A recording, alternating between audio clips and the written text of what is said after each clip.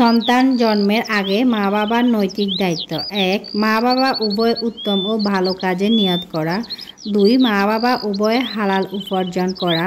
৩. মা বাবা উভয়ে হালাল খাবার খাওয়া। ৪.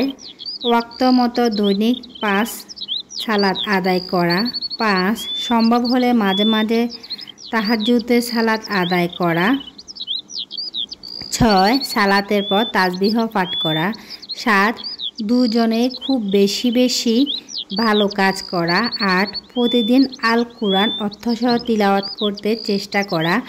৯. নিয়মিত কুরআন তেলাওয়াত শোনা। ১০. ইসলামের উপর অন্য বই অধ্যয়ন করা। ১১. মানুষের সাথে আরও বেশি ভালো আচরণ করা। ১২. গরিবের মাঝে মাঝে দান সাদকা করা। ১৩. গীবত বা পরনিন্দা, কুৎসা রটনা, অহংকার, দায়িত্ব কর্তব্যহীনতা বা অসুন্দর খারাপ কথা ও খারাপ কাজ থেকে বিরত থাকা। ১৪. টিভি, ইন্টারনেট, অশ্লীল নাচ, গান, সিরিয়াল, নাটক, সিনেমা না দেখা। সন্তান জন্মের আগে মায়ের স্বাস্থ্যগত দায়িত্ব। ১. ডাক্তার দ্বারা নিয়মিত চেক আপ করানোর চেষ্টা করা। ২. গর্ভবতীর উপর কোনো প্রকার মানসিক বা দৈহিক চাপ সৃষ্টি না করা। ৩. পারিবারিক কলহ থেকে দূরে থাকা। ৪. সবার সাথে হাসি খুশিভাবে কথা বলা। ৫. নিজের বাচ্চাদের মারধর না করা, তাদের সাথে ভালো আচরণ করা। ৬.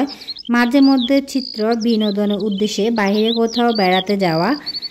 ৭. প্রতিদিন অবশ্য গোসল করা এবং শরীরের প্রতি যত্ন নেওয়া। ৮. সবসময় পরিষ্কার পরিচ্ছন্ন থাকা।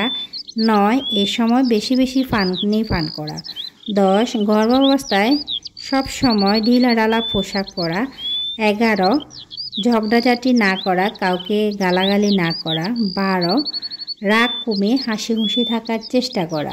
সন্তান জন্মের পর প্রথম দিনের দায়িত্ব। সন্তান ভূমিষ্ঠ হওয়ার সাথে সাথে অন্য কোনো কথা বা শব্দ শিশুর কানে প্রবেশ করার পূর্বে তার কানে আল্লাহর নাম প্রবেশ করানো উত্তম। তারপর যা করণীয় তা হলো: ১. দোয়া করা। শিশু ভূমিষ্ঠ হওয়ার পরে আল্লাহ তাআলার কাছে আশ্রয় চাওয়া এবং বদনজর থেকে বেঁচে থাকার জন্য দোয়া করা। সন্তান জন্মগ্রহণের সময় যিনি কাছে থাকবেন তিনি সন্তানের জন্য আল্লাহর নিকট আশ্রয় প্রার্থনা করবেন। ২. শুকরিয়া আদায় করা। সন্তান জন্মের সুসংবাদ শোনার পর আল্লাহর শুকরিয়া আদায় করা।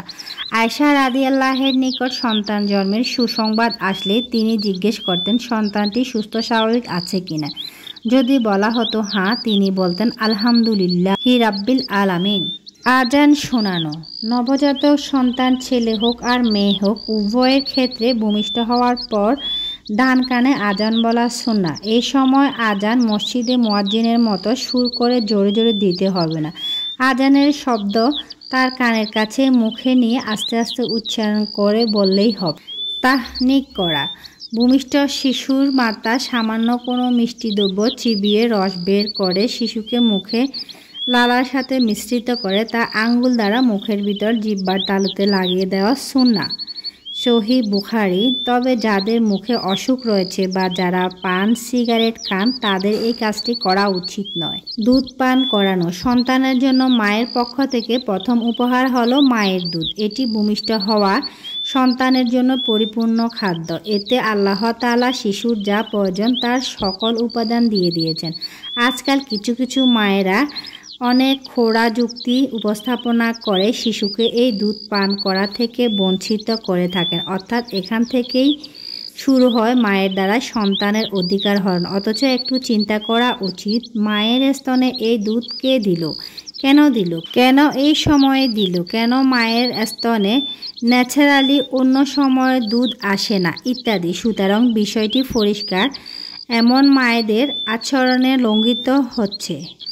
সন্তানের কল্যাণের জন্য পিতার দোয়া করা। পিতা সন্তানের কল্যাণের জন্য বা বরকতের জন্য দোয়া করবে যাতে সন্তান দিনদার হয়, মেধাবী হয়, মুত্তাকি হয়। নবী সাল্লাল্লাহু আলাইহি ওয়াসাল্লামের কাছে নবজাতক শিশুকে নিয়ে আসা হতো, তিনি তার জন্য দোয়া করতেন।